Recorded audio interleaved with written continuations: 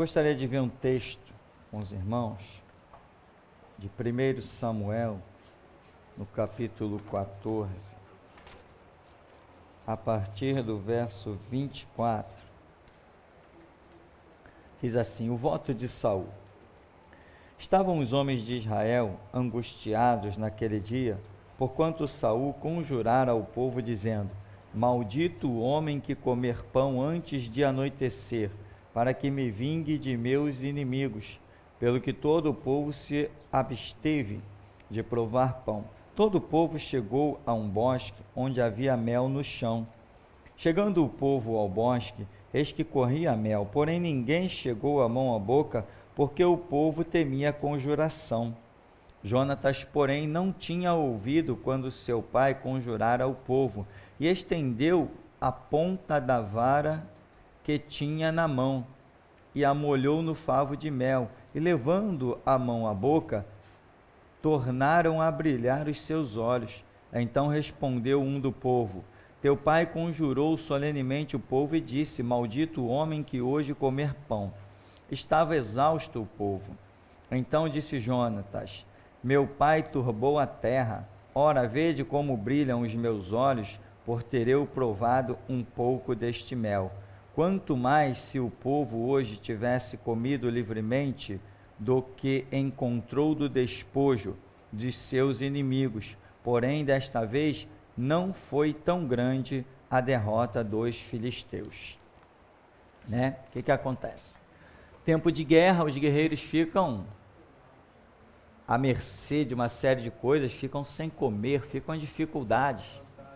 E o resultado é que acharam lá, os inimigos deixaram transbordar um mel lá, que servia da despensa deles. Mas o povo vem cansado e não pode usar daquele mel. Por quê? Porque Saul achou que o jejum do povo daria a ele vitória, né? São as pessoas que acham que elas podem fazer acontecer as coisas. Aliás, que o jejum se transformou num verdadeiro sacrifício no meio do povo evangélico, porque o povo achou que eu vou jejuar e vou conseguir, eu vou jejuar e vou conquistar. Cadê Deus? Não existe Deus, é o meu jejum. É o meu auto-sacrifício, é a minha sugestão. Eu vou fazer, por quê? Tudo isso consequência de um entendimento terrivelmente equivocado, né? A Santa Ceia do Senhor. Irmão, se você não comeu o pão e bebeu o vinho, você não tem parte no corpo de Cristo. Olha o miserável que diz. Isso é uma desgraça, irmão, ouvir uma frase dessa dentro de uma igreja evangélica. Isso é uma desgraça. Isso é impor um sofrimento absurdo, um conceito psicológico totalmente sem nexo. É a mesma escravidão que está no espiritismo, no catolicismo, no budismo, no islamismo. É a mesma escravidão. Você está vinculando Deus a um ritual que não tem nada a ver com a realidade. Então, a falta de estudo causou isso na igreja. E Saul faz um voto. Jonas diz: meu pai turbou a terra. Resultado: Saul, ele criou uma regra que ninguém tinha que comer para que ele se vingasse dos seus inimigos. Da onde que surgiu isso? Então, são pessoas andando fora do tempo de Deus. Você vê que ele cria o seu próprio tempo. Ninguém coma nada até ao anoitecer, para que eu me vingue dos meus inimigos. Ele criou toda uma regra. Se ele criou essa regra, ninguém vai comer para eu me vingar. Ora, ele está fora do tempo de Deus, das questões que envolvem a ação de Deus para dar a vitória a Israel naquele lugar. Aí vem Jonatas e prova daquilo ali. Resultado: o que Saul faz? Vamos matar Jonatas. próprio filho dele, né, vai morrer. Mas o povo, né, interveio e salvou, não deixou que tal ato acontecesse. Ou seja, o cara que está errado está querendo julgar quem está certo. Por quê? Porque ele é um cara que está acostumado a criar regra. Lembra que quando, na hora do sacrifício lá, que Samuel viria oferecer sacrifício, Saul acha que Samuel está demorando, o povo começa a se dispersar um pouco, ele, peraí, não, o povo está se afastando de mim, vou oferecer sacrifício. Criou a própria regra dele, ele oferecendo sacrifício. A regra de Deus era que só alguém que tivesse um ofício específico poderia oferecer sacrifício. Coisas desse tipo acontecem quando as pessoas não discernem o tempo de Deus nas suas vidas, a hora de Deus, o momento de Deus, e outros ainda querem determinar como Deus vai agir. No caso de Saul, como a vitória viria? Ele achou ignorantemente que a sua vitória viria pelo povo se abster de alimento. E desde quando ficar sem comer deu vitória para alguém? Né? Desde quando? Que regra é essa? O conceito do jejum sempre foi uma calamidade.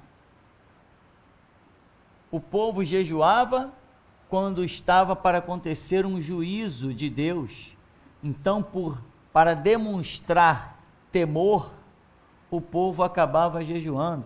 Nunca existiu esse negócio de jejuar para conquistar adversário, para ficar mais forte, para expulsar demônio. Isso aí foi uma regra que só na cabeça dos crentes ela se firmou. Mas ninguém tem esse conceito aí. Só os que não têm visão espiritual é que conseguem crer nisso. Mas depois que você alcança o entendimento, você abandona essas coisas. Aqui ainda, no capítulo 13, no verso 8, voltando aí no caso, né? No capítulo 13, no verso 8, diz assim: Esperou Saul 7 dias, segundo o prazo determinado por Samuel. Não vindo, porém, Samuel Gilgal, o povo foi se espalhando dali. Então disse Saul: Trazei-me aqui o holocausto e ofertas pacíficas. E ofereceu o holocausto.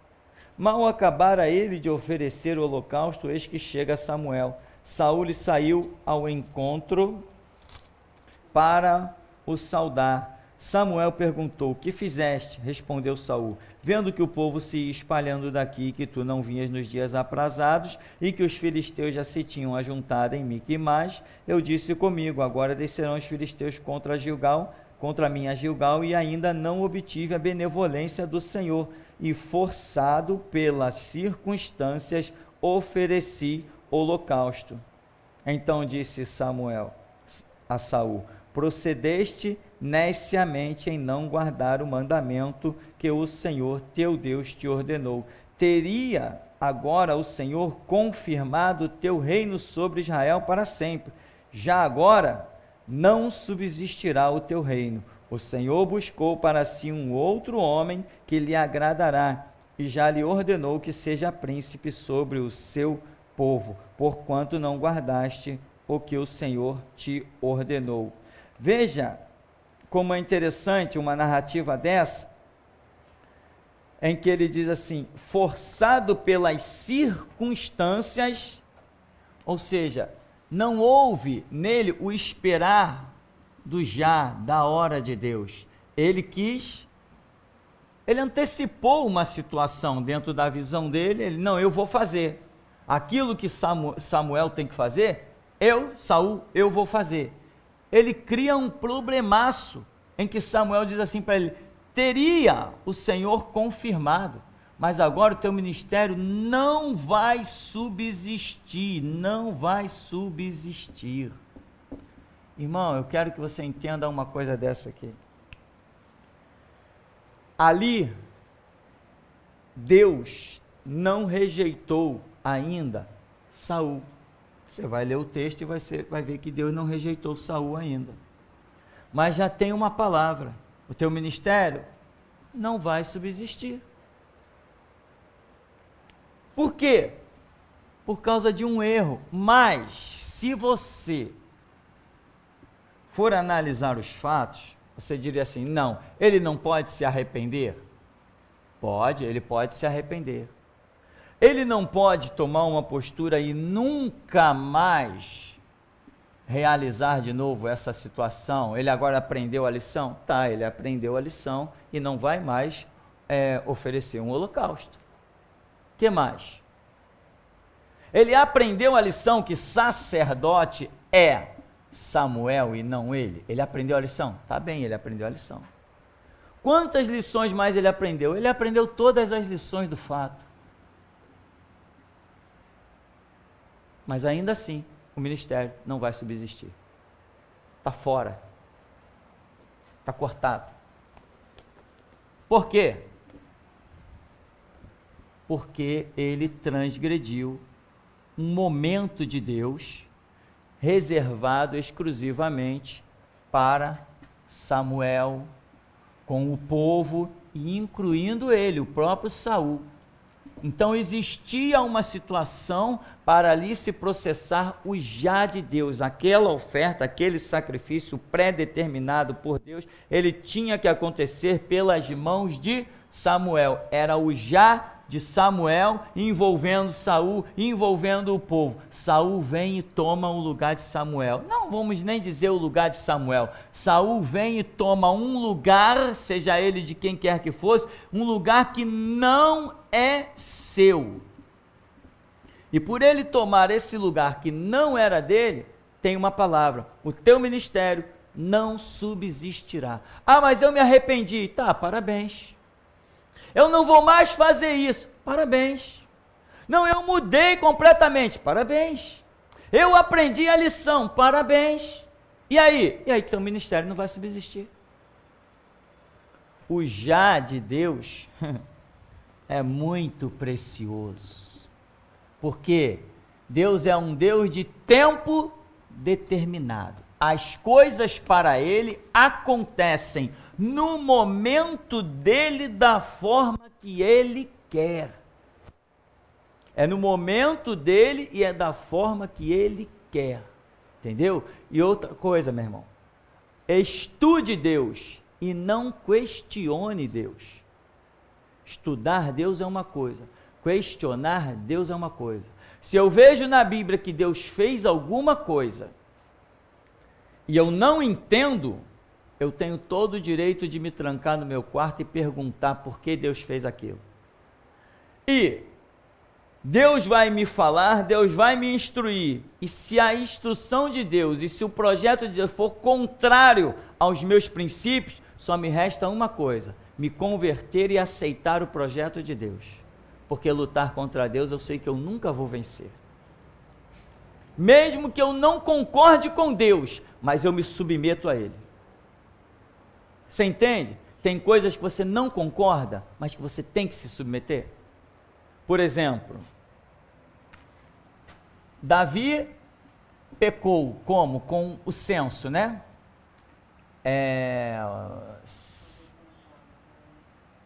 Davi pecou com o censo. Qual a consequência do pecado de Davi? 70.000 homens morreram. Aí muita gente diz assim: mas caramba, quem pecou? Davi. Quem mandou contar o censo? Davi. Quem era a autoridade? Davi. Quem tinha realmente, quem dominava? É Davi. Foi Davi que contou o censo. Deus se irou contra ele. Ué, e matou 70.000 do povo? Se eu acho isso injusto, eu posso simplesmente ir orar para entender. Se Deus me revelar e eu entender, eu teria aprendido uma grande lição, que vai sustentar a minha vida para o futuro. Agora, se eu não entender, eu simplesmente terei que me calar, mas jamais ser contra a ação de Deus. Até hoje tem gente que acha essa ação injusta, mas não se preocupa em orar, não se preocupa em estudar, não se preocupa em debruçar ali e passar horas em cima da Bíblia para compreender. Peraí, não foi Davi que pecou? Ele mesmo não disse, eu é que pequei e o Senhor está matando essas ovelhas? Aí Davi vai lá e deixa um marco na história, compra a eira de Araúna, compra uns rebanhos lá e oferece sacrifício. Quando Davi oferece sacrifício, cai fogo do céu e consome o sacrifício. Caramba, Davi era um grande homem de Deus, um grande homem de Deus, pisou na bola, 70 mil dançaram. Aí alguém diz assim, mas esses 70 mil deviam ser injustos, né? Não, não eram injustos. Por quê? Porque a Bíblia não diz que eles eram injustos. A Bíblia diz que caiu 70 mil do povo. E tem mais, 70 mil guerreiros. 70 mil guerreiros, 70 mil soldados. Porque era justamente o que Davi estava preocupado em contar o seu exército. Então, aqui não tem injustiça, mas esta é uma lição para outro seminário. Não tem injustiça. Essa é uma lição para outro seminário, uma lição que nem todos gostam de ouvir.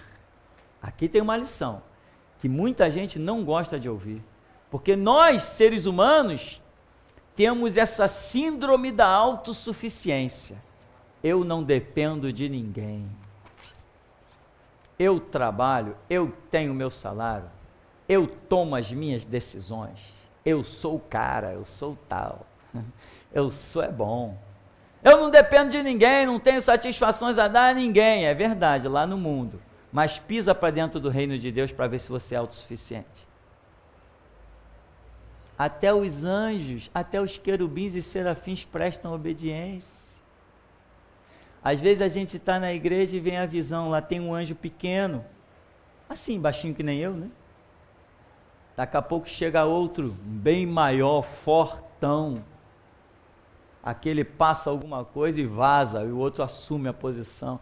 Até lá tem uma série de hierarquias, e nós seres humanos, pó e cinza, lata enferrujada, temos mania de achar que somos autossuficientes, meu. Ou aprendemos a regra ou vamos cair. Uma das coisas gloriosas que um homem pode aprender é a submissão. Quem sabe o que é submissão, pode se preparar que um dia estará na cadeira da autoridade. Quem não aprendeu o que é submissão, jamais saberá o que é exercer autoridade. Impossível. A Bíblia tem essas regras assim, fantásticas, fabulosas. Então, meu irmão, deixando Davi de lado, um pouquinho, porque nós vamos voltar nisso aí, assim que o Senhor nos dê a graça e a direção, nós vemos uma atitude de Saul, que procura fazer com que as coisas aconteçam do seu jeito. Mas aí Samuel diz assim, teu ministério não vai subsistir. Lá no capítulo 15,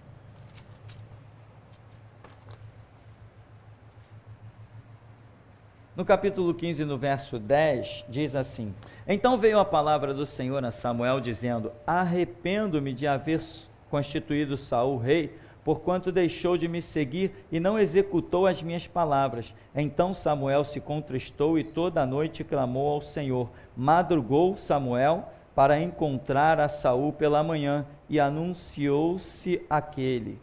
Já chegou Saul ao Carmelo, e eis que levantou para si um monumento, e dando volta, passou e desceu a Gilgal. Veio, pois, Samuel a Saul, e este lhe disse, bendito sejas tu do Senhor, executei as palavras do Senhor. Então disse Samuel, que balido, pois, de ovelhas, e este nos meus ouvidos, e o mugido de bois que ouço. Abre um pouquinho o agudo. Então veja bem, aqui já é outro episódio, quando Deus manda exterminar os amalequitas, Saul não exterminou. Eu te pergunto, mais um erro.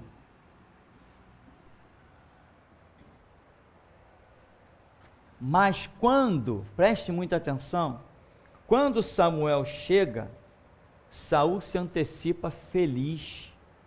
Ele diz assim: executei as palavras do Senhor. Ele vem cheio de satisfação. Samuel, em outras palavras, diz assim: ei, tu perdeu completamente o discernimento. Como que você executou as palavras do Senhor, se eu estou ouvindo bois e vacas mugindo no meu ouvido? Imagina, Saul deve ter levado um susto. Caramba, bois e vacas? O que eu não entendi dessa vez? Irmão, entender alguma coisa é consequência de ter entendido outras. Só que antes, Samuel diz assim para Saul: o teu ministério não vai subsistir. Você não vai, o teu ministério não vai subsistir. Opa, por que não vai subsistir? Porque aqui ele não discerniu. Quando ele oferece o sacrifício, você não vê ele em prantos, em reconhecimento, em oração de arrependimento. Você não vê essas coisas na vida de Saul. Samuel diz assim: o teu ministério não vai subsistir. Ou seja, lá na frente vem uma situação em que nós podemos acreditar que faltou entendimento para Saul, faltou discernimento, faltou graça, faltou revelação, faltou tudo. Ou seja, Deus ficou de braços cruzados. No que aqui ele poderia, na segunda situação, poderia não ter errado, por ele ter errado na primeira, faltou-lhe graça e ele não discerniu a segunda. Por isso que um erro pode destruir a nossa vida para sempre. No projeto principal. Agora, Deus pode ter projetos secundários, né? Por exemplo, eu vim de uma igreja, daqui para cá eu vim de uma igreja, cuja igreja, o nome, Deus revelou a mim, era Igreja Evangélica Palavra Viva. Esse nome Deus falou claramente comigo em oração.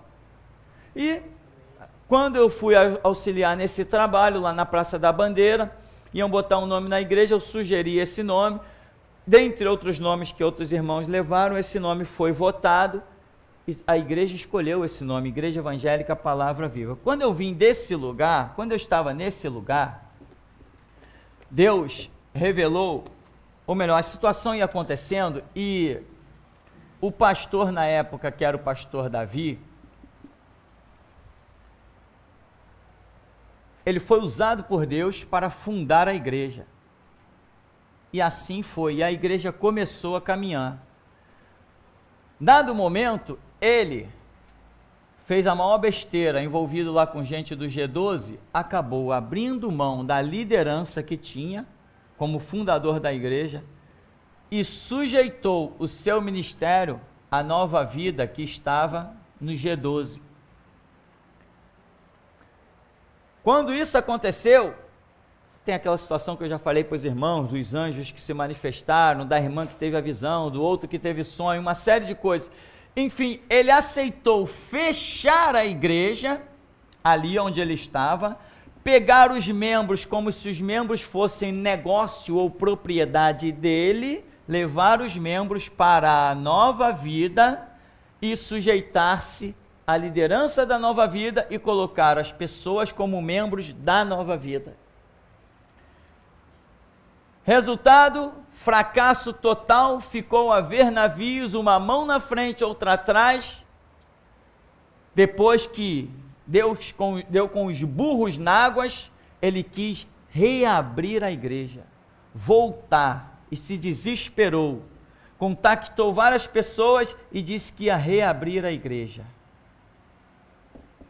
Quando me falaram, eu falei assim: tão certo como vive o Senhor, nunca mais ele dirige uma igreja.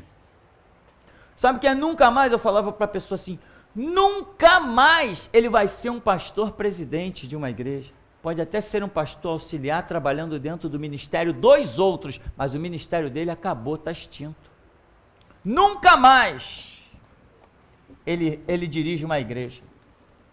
Irmão, tentou de tudo que foi jeito. As pessoas disseram: não abre que nós vamos lá contigo. Vai lá. Várias pessoas que ele contactou. Nunca mais. A igreja nunca mais abriu. Por quê? Porque existe um tempo de Deus planejado para as coisas. Se Deus dá a uma pessoa um chamado para realizar uma obra, ela tem que ir direto, ela não pode transgredir. O que ele fez? Ele pisou na bola.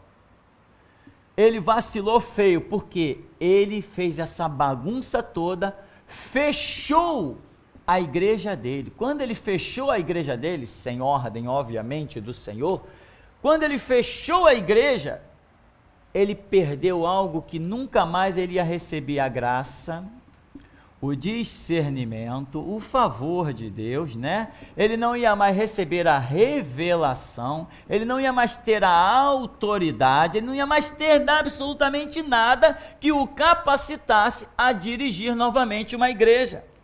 Sem contar que ele já vinha perdendo muito disso para a mulher dele e para a sogra dele, que eram as que coordenavam a igreja dentro do apartamento dele, porque ele não suportava, de tanto que a mulher dele e a sogra dele falavam. E eu falei claramente para ele várias vezes: rapaz, põe tua sogra para fora da tua casa, manda ela viver na casa dela. Ele: não, mas não pode ser assim. Pode ser assim sim, rapaz, ela tem a casa dela, o apartamento dela, não precisa de nada de você, tem a aposentadoria dela, é uma pessoa que não é doente, plena saúde, põe ela para fora, rapaz, ela está destruindo a tua vida. E destruiu. E destruiu. E destruiu. Depois ele foi falar com outro pastor, ele achou que fui meio grosseiro, ele estava falando com um pastor, o Bambino, pastor Alexandre, quem ele respeitava muito, e conversando com esse pastor, e eu só de canto ouvindo, o pastor Alexandre virou para ele e disse assim: rapaz, põe tua sogra para fora da tua casa. Eu dei um sorrisinho seco, saí de banda. Você tem que discernir as coisas, meu irmão. O mal não se poda as folhas, o mal se arranca pela raiz. E tu pensa que dentro das igrejas não está cheio de servos de Satanás? Não se iluda não, vai para a Bíblia. Tá? E tem mais, joio e trigo. Por quê? Para ver a que ponto você é bom mesmo para ficar de pé. As raízes chegam a se entrelaçar lá por baixo, ó. Mas quem não é, não se mistura mesmo. Então, esse fracasso no pastorado fez com que ele nunca mais se levantasse. Por quê? Porque quando ele fundou a igreja, foi no já de Deus, foi no tempo de Deus. Tanto foi que Deus me mandou para lá. Vai para lá auxiliar ele.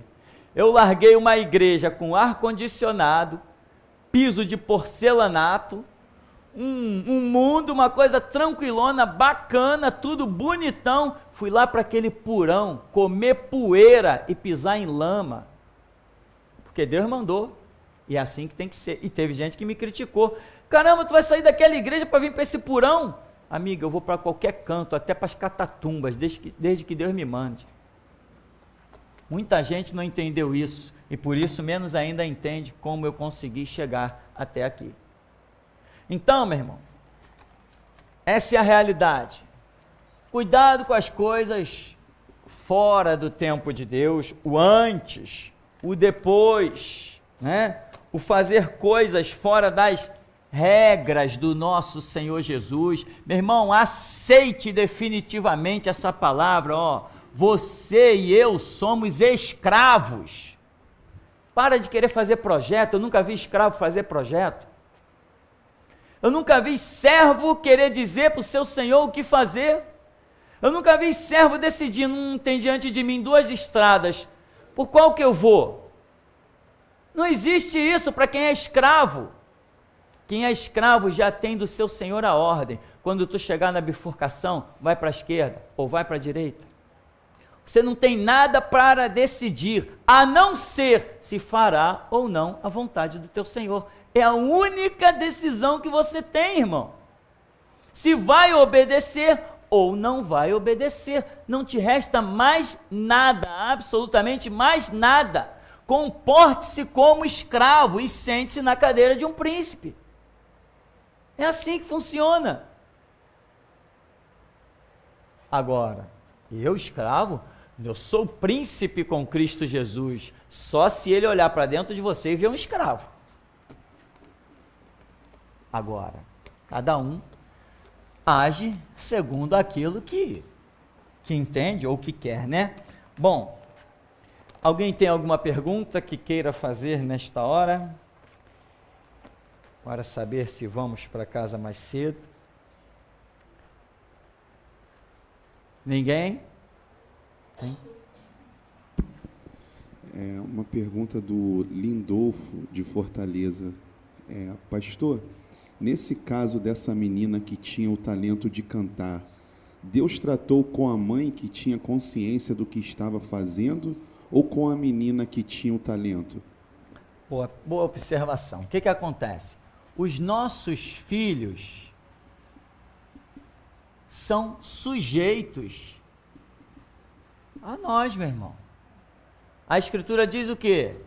Instrui a criança no caminho que deve andar.